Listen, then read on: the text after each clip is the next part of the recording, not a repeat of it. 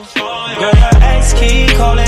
Fuck 'em, we ballin'. I put double G's on ya. I put double C's on ya. I put Louis V on ya. That nigga a scrub. He can't take you out.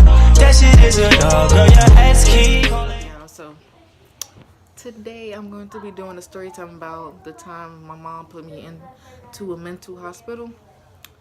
And I don't know how that basically impacted my life and, you know, changed my overall thinking about like a lot of things. But before you guys, oh, sorry, no, my bad. Before you guys finish watching this video, make sure you guys subscribe to my channel, like this video up, and comment what you want to see. Make sure you guys follow all my social media accounts. It's going to be in the description below. But yeah, let's get straight into it. So I was in, what grade? I was in 8th grade. My bad, y'all. Okay, so if y'all already know it, that's my little sister from another mother. Here she go right there. Anyways, okay. You wanna say hey? She always like getting in the camera, y'all. Hi. Bye. Okay, but yeah, I was in 8th grade, and like I was messing with this boy in 8th grade. Like we used to always be together. Like in my last in my last video I did, I was talking about the time my boyfriend cheated on me pretty much, and that was the boy that led to this. My bad, y'all. I hate talking when people are around, so that's why I get a little shaky. But anyways, okay, so my mom, she really didn't like me being with this boy because I had lost my virginity early, like really early, and I'm gonna do a video on that. I lost my virginity in 7th grade, so the year prior to that. And like after she found out that I lost my virginity, she didn't really want me with him. So like she really did everything in her power to like keep us away from each other. Like she was not going, like, period. And like at that age, I'm like, at first you let me do it, so what's the problem with us, you know, what's the problem with us being together now? But she really was upset that I didn't tell her, pretty much. So that's why she was really trying to keep us away from each other. So it got to the point where like she was like putting me out of her house. Like she was putting me out of her house like so much that like his mom got tired of it and like let me stay with him. So I was in her house for like 2 months, and I'm gonna do a story time on that too. Like I was in her house for a good minute, living with him, going to school from his house and everything like that, because my mama was not going. Like she was not fucking with me staying with him. So I mean, not staying with him, but like being with him, period. Like being in a relationship with him, like at that young age. Like, but at first she was like, I'm gonna let y'all be together because you just gonna sneak and do it anyway. So I'm not gonna just be stressing myself trying to stop y'all when all in all y'all gonna be together regardless. So she was like letting him come over and stuff like that, letting him spend the night. Like she let him spend the night one time. Like we didn't do nothing that day, so she thought she knew we did, but we didn't do nothing that day. But like, so like everything leading up to her putting me in the mental hospital is basically like me sneaking him in the house. I'm gonna tell you a story talking about that. Me sneaking him in the house, sneaking over there, losing my virginity. I don't know. I guess being rebellious towards her. I never actually got in trouble in school. I never got in trouble in school for being with him. I never lost focus in school. I never lost focus on my goals. I never lost focus doing anything that I wanted to do, just in general, being with this person. I don't know if y'all can really see me. I'm trying to make sure y'all can see me though. Okay. So I never lost focus doing anything that I wanted to do. Like back then I was like journaling. I journaled a lot, like to write down my feelings and stuff like that, because the type of person I am, like if I let everything stay bundled up inside of me, it's never gonna end well. It's never gonna end good. Like everything I keep inside of me, I like just get angry and like, you know, let anger out pretty much. So like I used to journal, I used to write poetry and stuff like that. So that was always my goal. So I always was writing, expressing my feelings to my journal. If I couldn't express my feelings to my mom and stuff like that. Oh my God. So right now they cooking. I'm sorry. They cooking right now. So what I done, I copy. Okay, y'all. So I'm back. We just handled that little problem. I'm sorry about that. But yeah. Okay. So being with this person. Hold on. I'm sorry.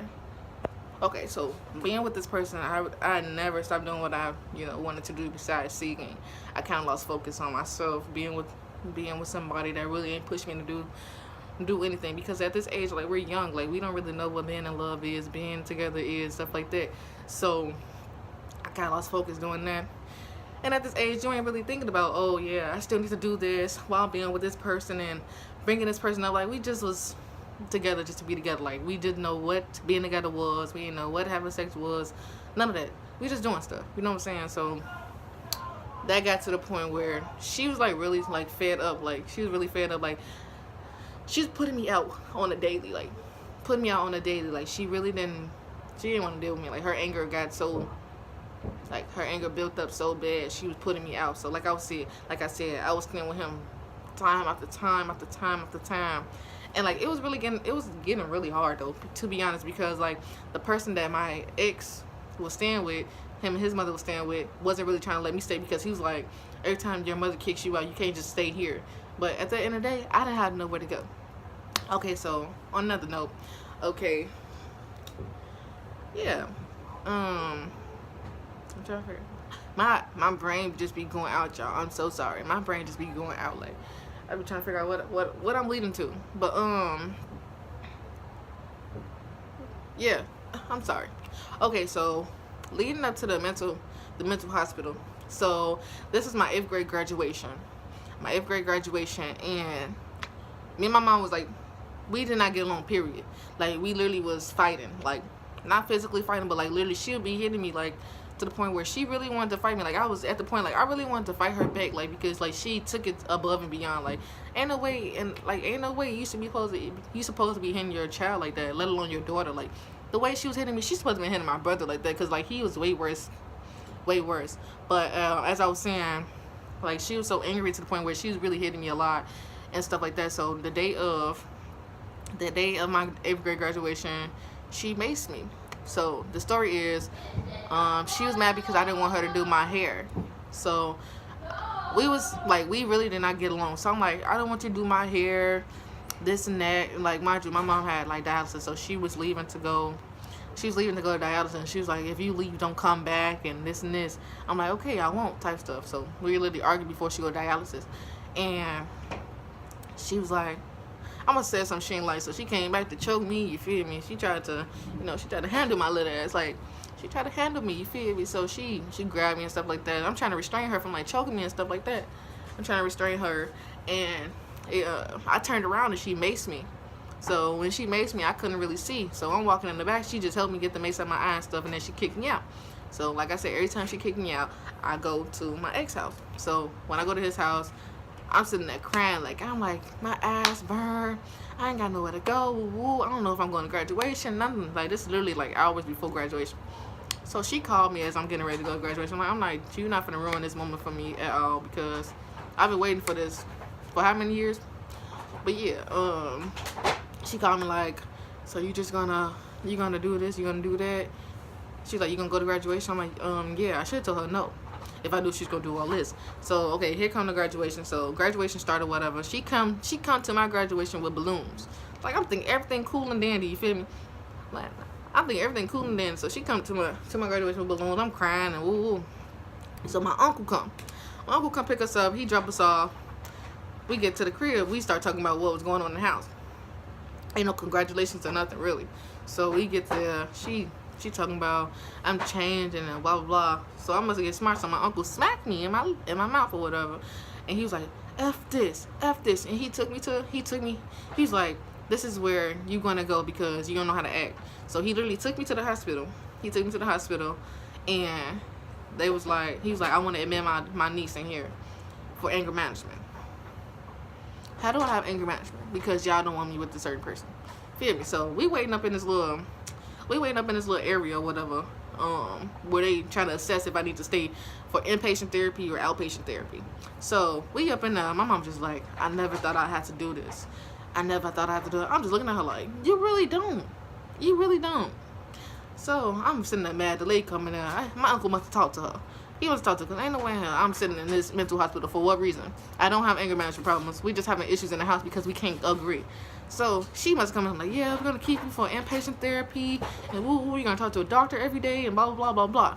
So I'm looking at my mom like, are you serious? So I go upstairs. We go upstairs to the level or whatever. I had to strip, take all my clothes off. I had to call to make sure I ain't got nothing on me, stuff like that. I had to get an EKG to check out my heart and stuff. Like, when you go to the mental hospital, they really be trying to give you anything. But oh God, I ate good in there. Like, they offered me a cupcake.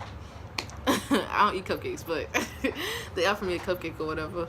And like, that experience, it wasn't good, but I ate real good.